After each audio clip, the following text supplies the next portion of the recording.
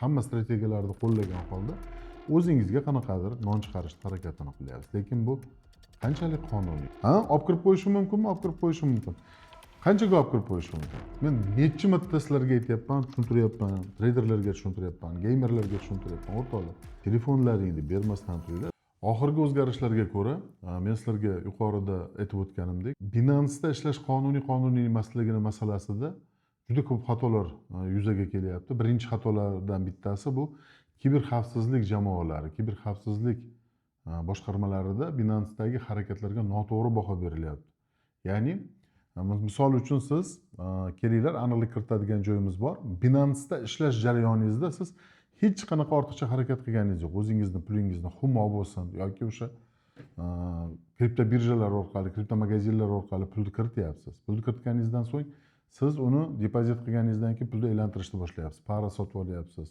Parani buy sell, ya'ni olish, sotish hamma strategiyalarni qo'llagan holda o'zingizga qanaqadir non chiqarishni harakatini qilyapsiz. Lekin bu qanchalik qonuniy va buni qanaqa tushunish lozim degan savollar juda dolzarb bo'lib qoldi. Sababi mana kecha kuni Farg'ona viloyati kiber xavfsizligiga bordi. Kiber xavfsizlikda o'zini mablag'larini hech qanaqa noqonuniy aylantirmagan, kriptomaga orqali, kripto magazin orqali depozit qilib, pulini aylantirib, o'zlaring ham bilasizlar, strategiyada o'zi qonun qoidaga qaraganda, mana misol uchun siz ma'lum bir pulni ko'paytirganingizdan keyin $10,000 pul kiritdingiz, bir 3 kun 4 kun ishlash strategiyangizdan keyin shu pul misol uchun $12,000 bo'lib qoldi. Siz endi keyingi qadamingiz asosiy maqsadi shu pulni saqlab qolish bo'ladi. Siz saqlab qolishning ikkita yo'li bor. Birinchisi aqliy, ikkinchisi jismoniy. Siz aqliy, ya'ni o'zingiz majbur qilgan holda birjaga kirmasdan turishingiz bu aqliy, o'zingizni majburlash yo'li bilan saqlab qolish deyilsa, ikkinchisi jismoniy, ya'ni siz bu pulni ishlatib qo'yishingizni oldindan bilasiz, buni siz withdraw, ya'ni tashqariga olib chiqib olasiz. Haqiqiy jismoniy pulga aylantirib qo'yasiz. Va strategiyani o'zingiz bilganingizdek risk menejmentga qarab yo davom ettirasiz yo davom ettirmaysiz. Asosan qayerda xato bo'ladi? Misol $12,000 pulingiz bor, siz yutqizdirishni boshladingiz. Siz o'zingizga slip boshlangandan so'ng qanaqadir joyga yetib kelganda siz o'zingizni to'xtab bitta bilishingiz kerak. Shunda siz bilasiz, misol yutqizdirgan odam azartga kirib ketib qoladigan bo'lsa, birpasda depozitni to'lig'icha yo'q qilib qo'yishi mumkin. Shuning uchun jismoniydan ko'pchilik foydalanadi. Ya'ni pulni olib, hatto Binance'da холодный кошелегida nima qilmaydi, saqlamaydi, uni albatta vывод qilib yo o'zini Humo kartasi yo o'z kartiga pulni tushirib oladi va 3 kun o'zini sovutish tizimi orqali, ya'ni o'zini o'zi bosib oladi, boshqa ishlar bilan band bo'ladi, toqqa chiqib ketadi kimlardir, umuman kompyuterlarni uzib tashlaydi o'ziga. Ya'ni bu maqsadi yutqiziqlar zanjirini kesish bo'ladi. Mana shunaqa qilingan harakat kiber xavfsizliklar tomonidan, xodimlar tomonidan boshqacha baholanyapti. Bu aylanma оборотni kirish-chiqish qismlarini ikkalasini qo'shish yo'li bilan hazilakam katta milliardlarga chiqib qolmayapti. Eshitgan odam uchun juda bu katta raqamlar bo'lganligi sababli endi davlatning tashkilotlari ham kriptovalyutani zo'r tushunmaganligi sababli misol 30 milliard pulni aylantirgan desa, bular o'ylaydiki, yaqini $30 milliard puli, 30 milliard so'm puli bor ekanda bu odamda degan fikr paydo bo'lyapti. Yo'q, o'rtoqlar, o'zi $10,000 agar bot tanlash yo'li bilan buy sell botini tanlab qo'yib turib, zazorni 0.1 yo 0.2 ga qo'yib turib ishlasangiz ham, botni o'ziga daveriya qo'yib qo'ygan bo'lsangiz, o'z-o'zidan bir kun, 2 kun ichida shu pulni hammasini 1 milliard, 2 milliard оборот qilib qo'yadi. Mana shu narsa kiber xavfsizlik tomonidan noto'g'ri baholanyapti, aylanma оборот olinyapti. Bu bir.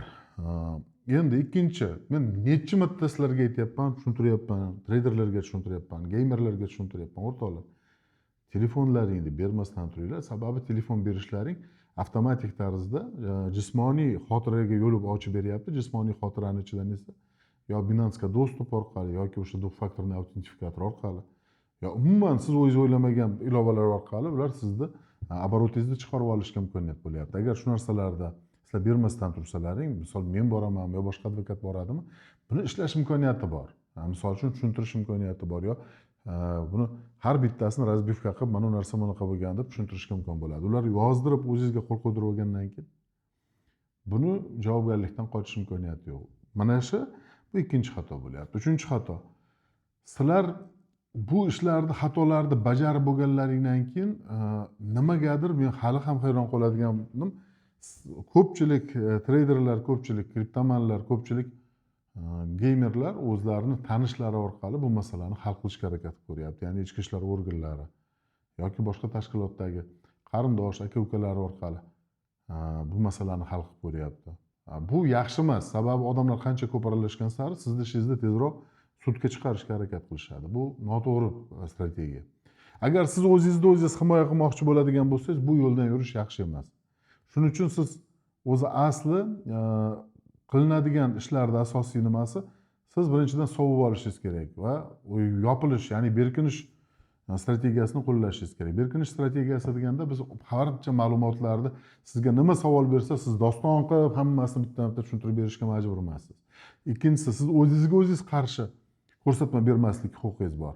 Siz mana shuni tushunmaysizda, siz bilan birov gaplashyapti, bo'lgan voqealarni hammasini aytib beryapsiz, ochiqlab beryapsiz. Ishoning, agar soldatda yag'in tegi oq dasturxon solinsa ham, u oq dasturxon ustidan o'zini kir etiklari bilan yuradi. Chunki uni vazifasi shu. Xuddi shunaqa siz ham agar ichki ishlar xodimiga yoki kiber xavfsizlik yoki umuman boshqa tashkilotga xodimlariga mana shu narsalarni berganingizdan keyin natijasi siz o'ylagandaqa bo'lmaydi. Keyin to'rtinchi xatolardan bittasi, o'rtoqlar, kripto savdosiga tushunadigan advokatni jalb qilinglar. Tushunmaydigan advokatni olyapsizlar. Tushunmaydigan, bu holatni tushunmaydigan advokat sizni qurolli holatingizga keltirib qo'yyapti. O'zi siz qonunni bilmaysiz, advokatingiz kriptoni tushunmaydi. Tergovchi ham o'zi hali juda mukammal emas, lekin 3 ta elementdan iborat bilimsizlik natijasida siz javobgar bo'lasiz. Sizni hayotingizni o'ynashilyapti. Shuning uchun inobatga olinglar. Yo bo'lmasam, umuman 46-modda bor. Umuman ko'rsatma bermaslik huquqi bor. Shundan foydalaninglar.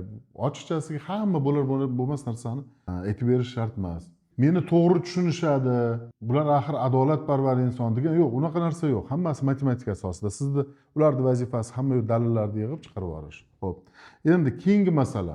Sizni hujjatlaringizni rasmiylashtirayotgan vaqtida, telefoningizni olib qo'yayotgan vaqtida albatta qanaqadir bir qonun doirasida bo'lishi kerak. Buni ham siz bilmaganligingiz natijasida telefoningizni beryapsiz. Telefoningizni ular xolislar bilan olyapti. O'rtoqlar, xolislar bilan olish tartibi ham umuman boshqacha. Shuning uchun mana shu yerlarda ham bemalol sizlarni hali olib chiqib ketsa bo'ladi. Javobgarlikni yengillashtirish yo'llari bor.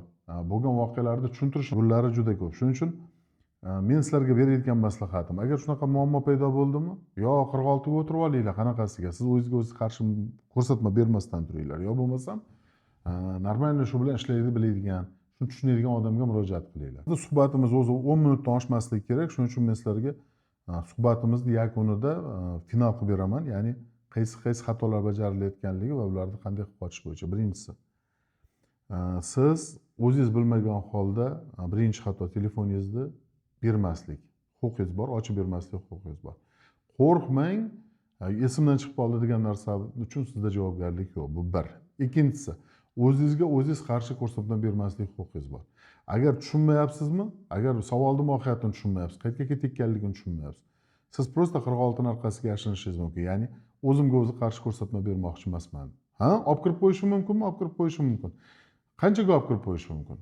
2 sutkani ichida sizni masalangizni hal qilishga, 2 sutkani ichida sizni ayblilik masalangizni hal qilish juda qiyin. Shuning uchun sal mardroq bo'lishlaringni talab qilaman. O'zlaringdan endi nima qilib kelib chiqqan holda. Uchinchisi, advokatga murojaat vaqtingizda yo biladigan advokat orqali ishlanglar, yo umuman advokat agar olmaydigan bo'lsalaring, kimni bo'lsa olib kirib, advokati bor edi, ertaga sinmaydigan nimalardan, holatlardan bittasi ana o'zini advokati bor edi, advokatning oldida qo'l qo'yib bergan degan. Buni sindirib bo'lmaydi o'rtoqlar. O'shaniga e'tibor beringlar. Bundan keyingisi esa qarindoshlar, tanishlar orqali masalani hal qilishga shoshilmang. Ya'ni kimlargadir chiqib yordam berib yuboring, u qiling, bu qiling. Agar sizni masalangiz material holatida tugallanmadimi, endi jinoyat holatida sizga aniq kimdir qanaqadir o'ta katta odamlar orqali masalani hal qilish sal qiyinroq bo'ladi. Shuning uchun eng oddiy yo'li qonuniy yo'l bilan masalani hal qilishga harakatini qilish kerak. Va beshinchisi, eng asosiy holat bu sizdagi ma'lumotlarni yoningizdagi odamlar bilan yondashishingiz. Ishonavering, yoningizdagi odamlar, yondashayotgan odamingizni ham tanishi bor. Tanish desa yana tanishi bor. Barcha ma'lumotlar, biz O'zbekiston umuman o'zi kichkinagina davlat, nojo'ya katta emas. Juda ko'pchilik ma'lumotlarni operativ yo'l bilan olinadi.